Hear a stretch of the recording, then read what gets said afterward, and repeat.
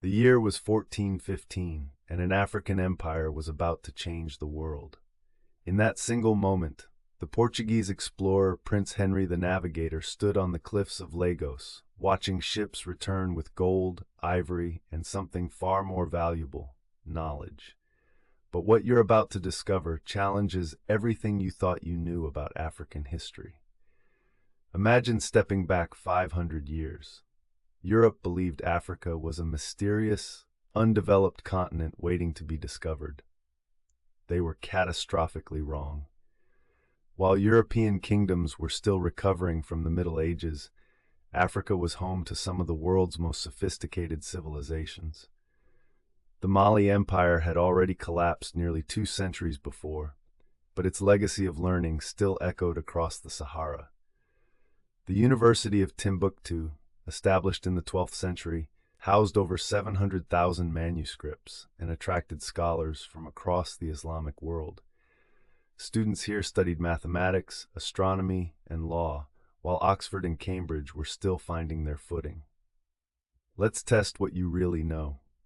Can you name Africa's oldest empire? The Kingdom of Nubia, also known as Kush, flourished along the Nile River for over 1,000 years, beginning around 1070 BCE. When Egypt weakened, Nubia rose. These were not primitive societies. They built temples, developed their own written language called Meroitic script, and controlled trade routes that connected the Mediterranean to the Red Sea.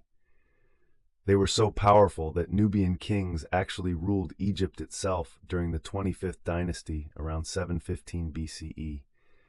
That's right, Africa colonized the colonizers, centuries before the scramble for Africa began.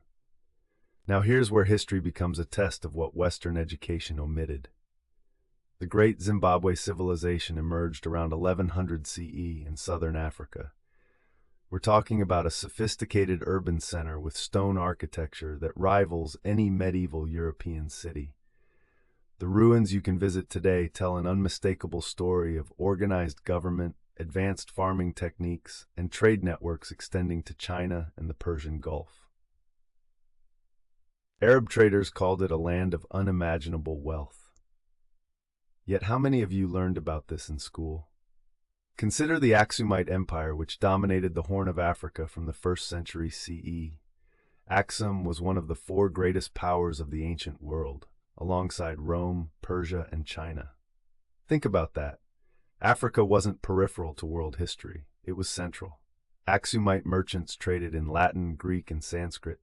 They minted their own coins. They were so influential that they could dictate terms to empires thousands of miles away.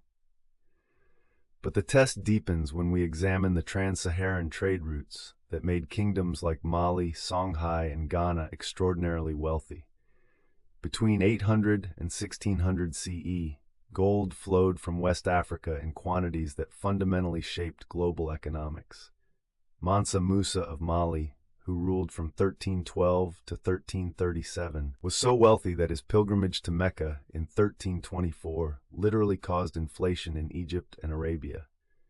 He traveled with 60,000 people and 80 camels, carrying 4 pounds of gold each.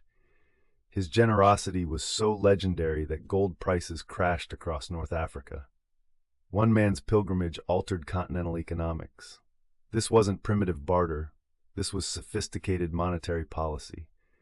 We haven't even mentioned the Kingdom of Benin in West Africa, with its famous bronze plaques and refined royal court, or the Swahili city-states along the east coast that conducted business in multiple languages and currencies.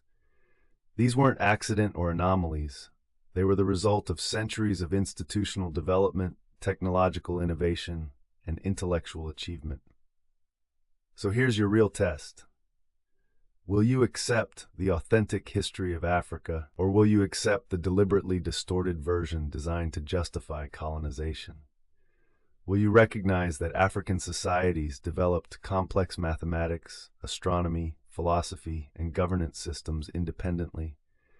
Will you understand that African kingdoms, fiefs,